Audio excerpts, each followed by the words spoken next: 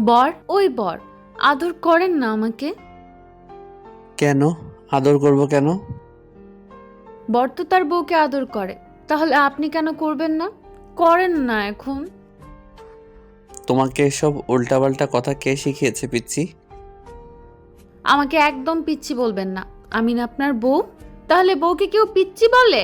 বউ বলে রাখবেন, বউ। তুমি তো পিচ্ছি, তাহলে পিচ্ছিকে পিচ্ছি বলবো না? আর শোনা, এসব কথা বলতে হয় না। ঠিক আছে, বলবো না। আমাকে এখানে আদর দিয়ে দেন, আমি আর বলবো না।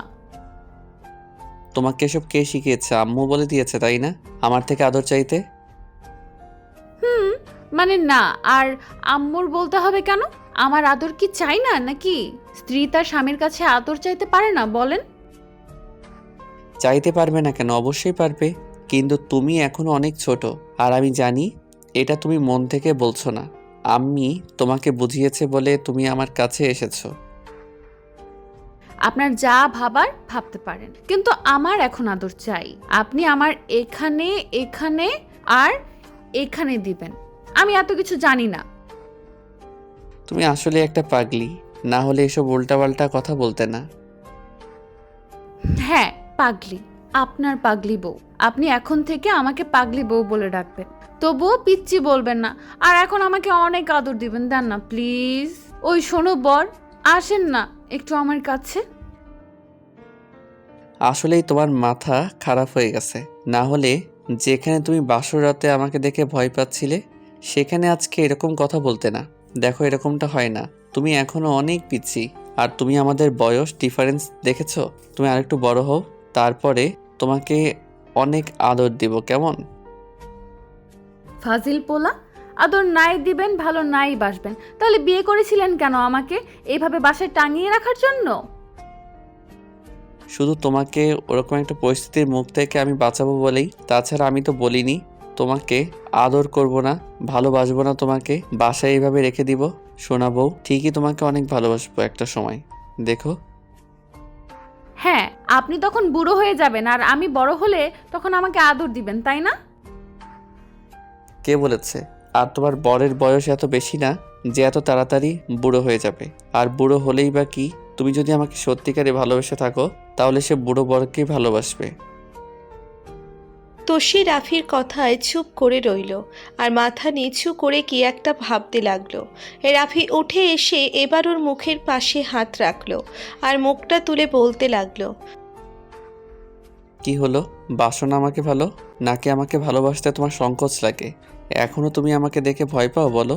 যদি তাই হয় তাহলে তুমি আমার থেকে দূরে চলে যেতে পারো, আমি তোমাকে আটকাবো না।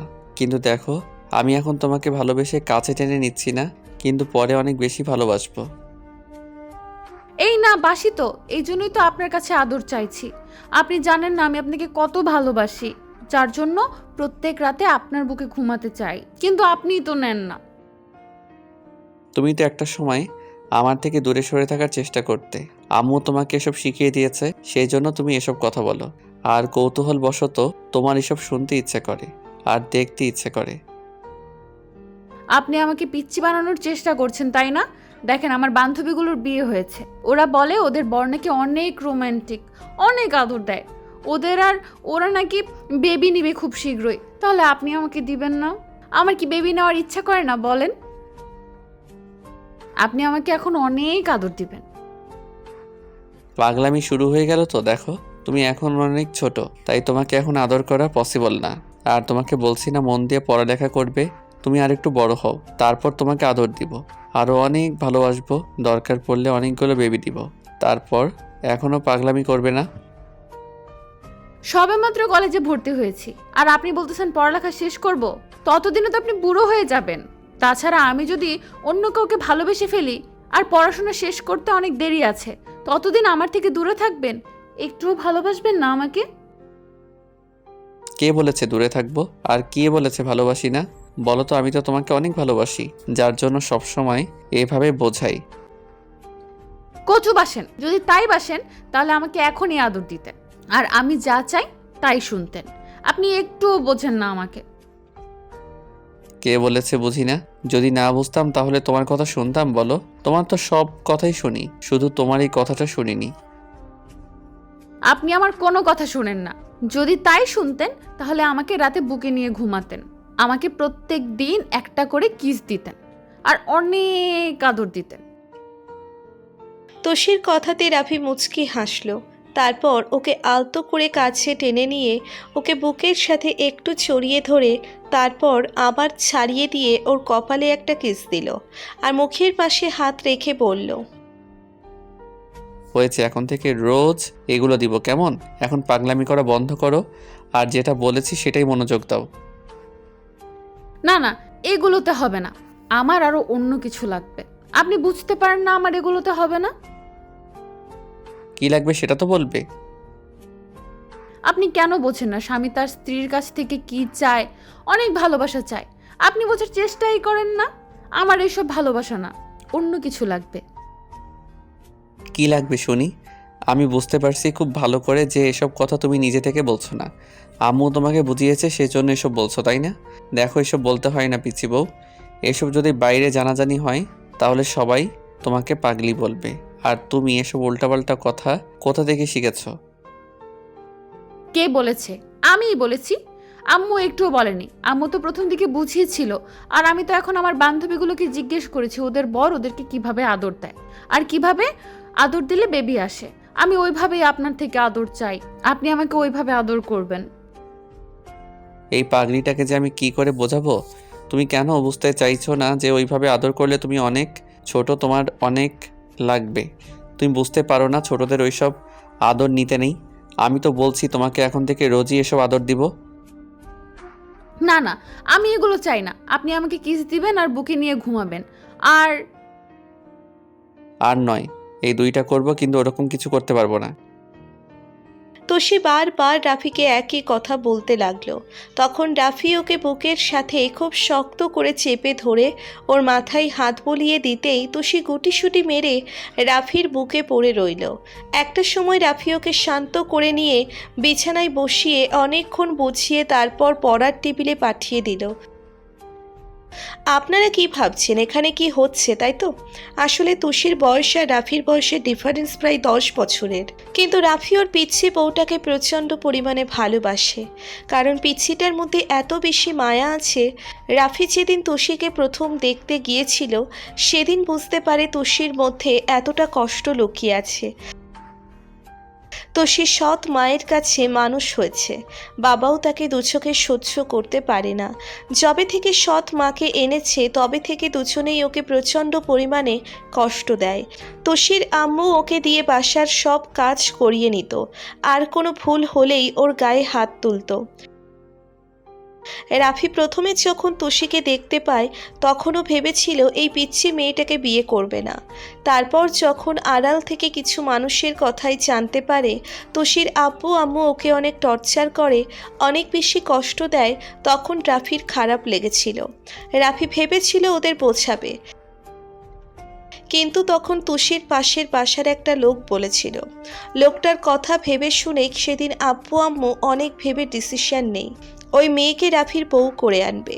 রাফিও সবটা ভেবে রাজি হয়ে যায়। রাফির উদ্দেশ্য ছিল তুষিকে সাহায্য করা, তারপর 1 সপ্তাহের মধ্যে তুষিকে বিয়ে করে নেয়।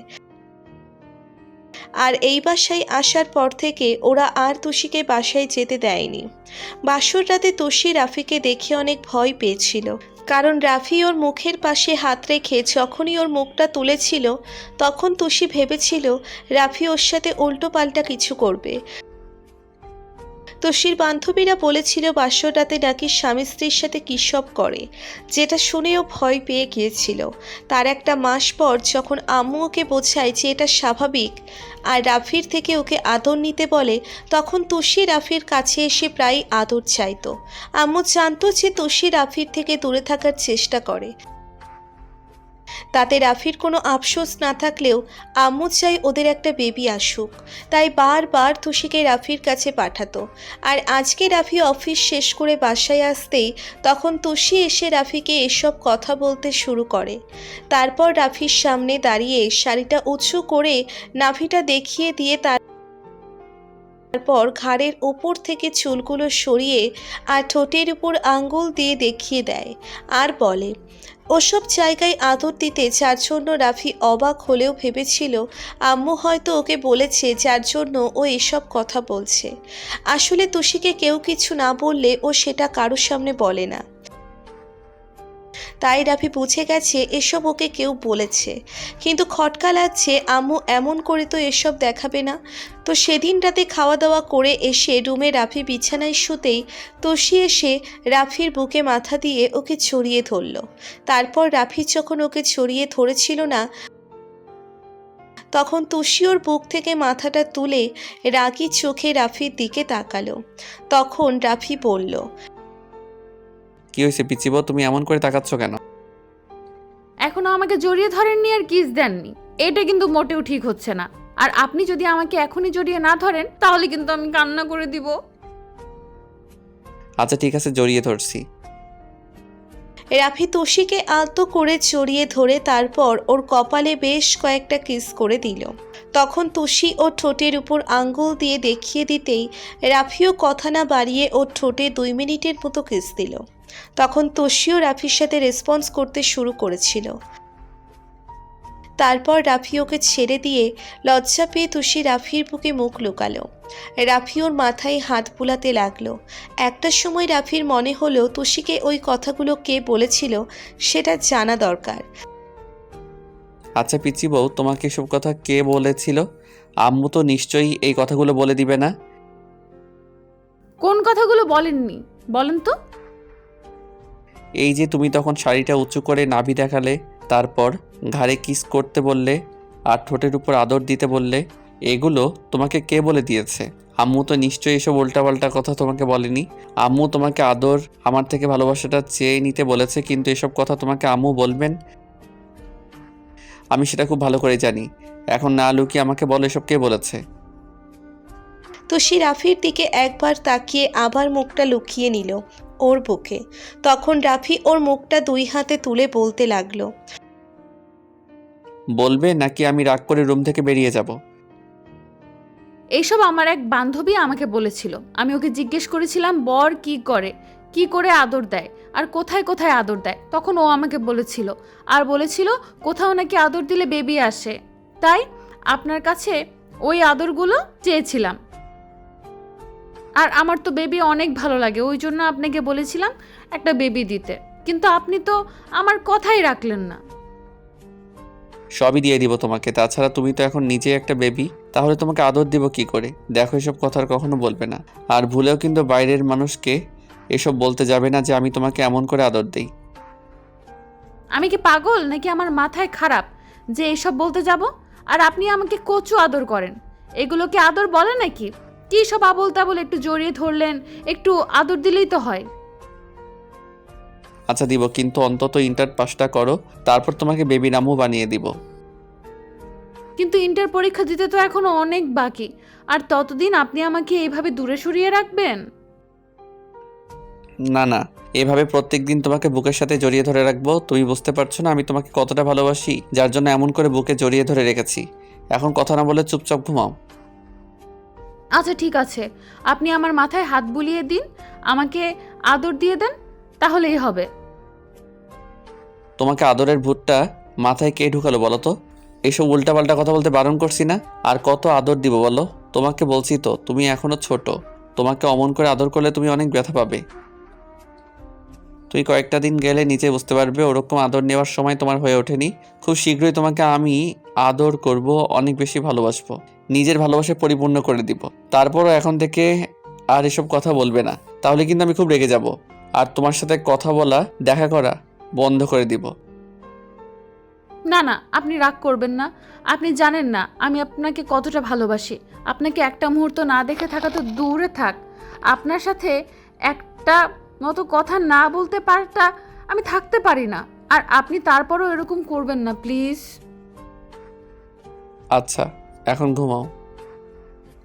রাফি কথাটা বলে তুষিকে বুকের সাথে খুব শক্ত করে জড়িয়ে ধরে ওর মাথায় হাত বুলাতে লাগলো। তুষি চোখ জোড়া বন্ধ করে নিল।